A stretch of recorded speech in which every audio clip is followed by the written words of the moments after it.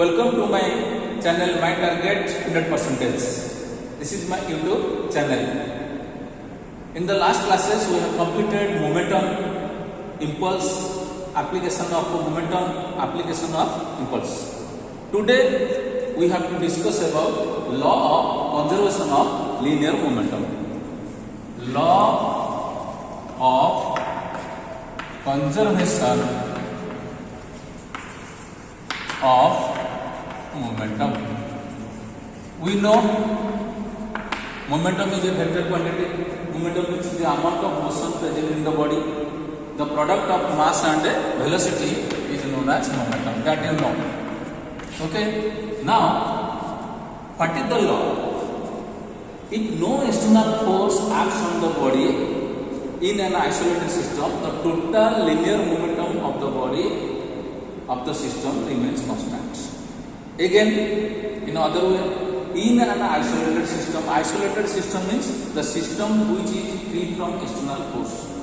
There is no influence of external force on the system.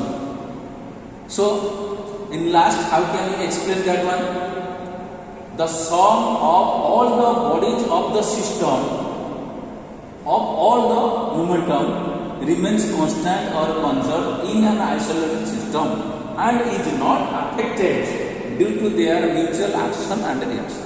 This is about the statement. In simple, if force is equal to 0, total linear momentum is constant. That is the statement. How can you derive? So how can you derive? Derivation. How can you derive? Consider a system that consists of number of particles. Considering having masses m1, m2, m3, mn with their velocities m1 velocity is v1, m2 velocity is v2, m3 velocity is v3 respectively. Now the momentum is, we know momentum is the mv. So first body momentum m1 v1, second body momentum m2 v2, third body m3 v3, and for nth particle it is mn vn. Okay, this is about the total momentum. Let the total momentum of the body suppose p. Total momentum of the body is p. So now sum of the linear momentum of all the bodies m1 v1 plus m2 v2 plus mn vn. Suppose it is equation. But initially we know if total momentum of all the bodies becomes p, and we know it is m vcm. Vcm means velocity of center of mass of the system. M means total mass of the body. M, where m total mass of the body. Total mass of the body is how many body you are taking. Okay. Then VCM, velocity of center of mass. Okay. This is P. Now you give equation 2. Now differentiate equation 2. dP by dt is equal to m VCM by dt. So now m is constant. You take VCM by dV by dt. So it is MACM, where ACM means acceleration of center of mass. Okay, now see, this dP by dt is how much? dP by dt is equal to force from Newton's second law. Newton's second law. Because force is directly proportional to the rate of change of momentum. Now you are getting this one. So that F is equal to how much? You will write F is equal to 0. Now I am erasing due to lack of space. F is equal to 0. So dP by dP, F is equal to 0 means external force 0. So dP by dt is also 0. So dP by dt 0 means P constant. P constant means m1 v1 plus m2 v2 plus mn vn is equal to constant. which proves the law of conservation of linear momentum. This is the statement of the law of conservation of linear momentum, what we proved. Okay, this is about the derivation. But there is another derivation. How can we derive the law of conservation of linear momentum from Newton's third law of motion? Okay, let us discuss Newton's third law of Newton's law. To every action there is an equal and an opposite reaction. So derivation of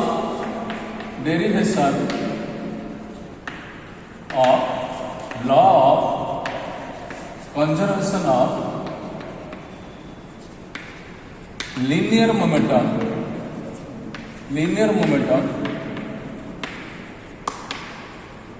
from Newton's third law of motion. Consider two bodies, body A, okay, this is body A, okay, having mass m1 with velocities u. Consider two bodies, body A, first body,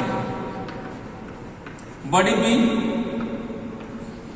B having mass m2, velocities u2, second body. They are moving in the same direction in a straight line. Okay, now let in delta time they collide each other. This is body, first body, this is second body, this is m1, m2. Okay, now what happens? It becomes the direction change after collision. It will change? No. After collision they also move during collision. This is the during collision. This is total before collision. Now after once, suppose this is the body A after collision. Body A same mass but velocity change. Body B mass m2, velocity v2. Okay, so this one is after collision. So let us discuss. Consider two bodies A and B moving with velocity u1 and u2, having masses m1 and m2. You can say first m1 and m2 with velocity this one in the same direction. Okay, in a straight line.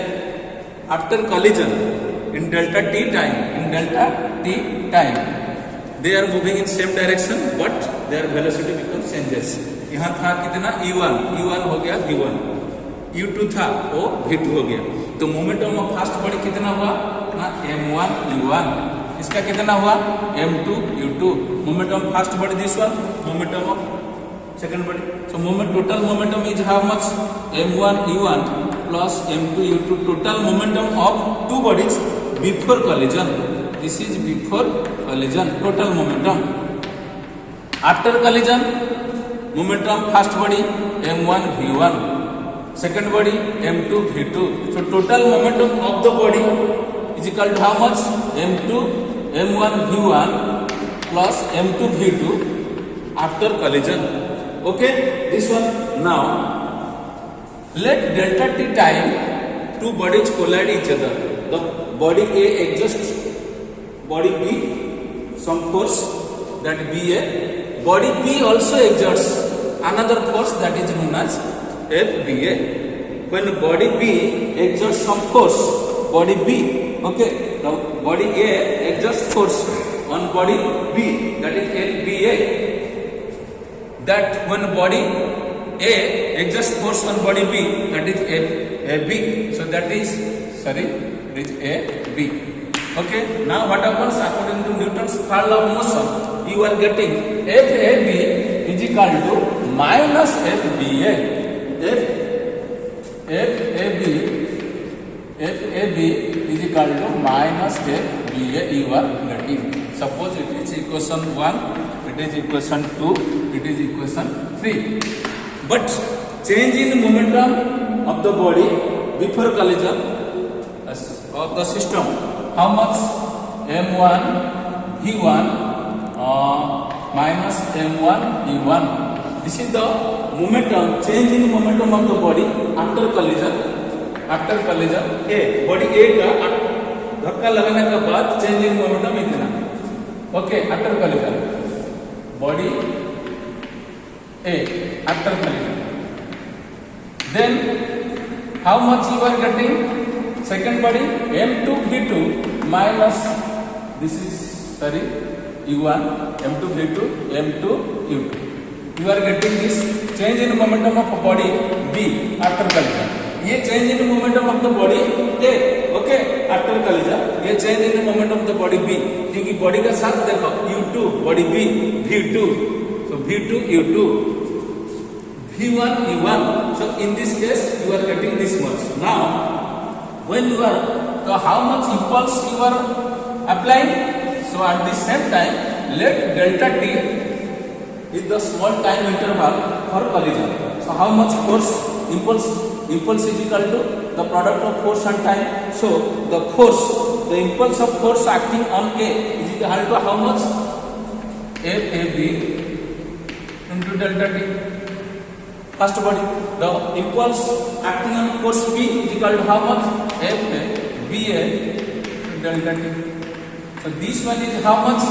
This one is m1 v1 minus m1 v1, because impulse is equal to change in momentum. This one is this one, and how much you are getting? This one is m2 v2 minus m2 u2. Okay, change in momentum. Okay, but suppose equation 3, if you apply this one, if you apply m1 fba, you can write fba is equal to minus fab.